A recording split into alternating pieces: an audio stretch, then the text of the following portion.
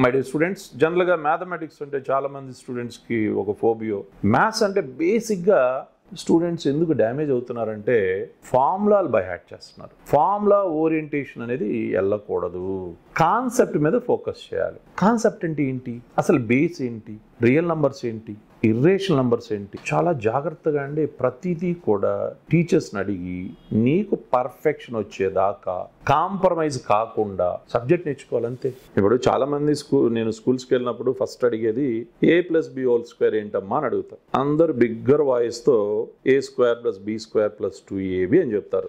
ఎలా వచ్చిందంటే చాలా లో వాయిస్లో మా సార్ చెప్పాడు అంటారు. వాళ్ళ మైండ్ సెట్ ఎలా ఉందంటే అదేదో ఒక సృష్టి ధర్మం, ఆ ఫార్ములా అంతే, మా సార్ చెప్పాడు, దాన్ని ఎలా డిరైవ్ చేయొచ్చు అనే థాట్ ప్రాసెస్ని లేదా థాట్ ప్రొవొకేషన్ని మన మైండ్లో సెట్ చేయాలండి.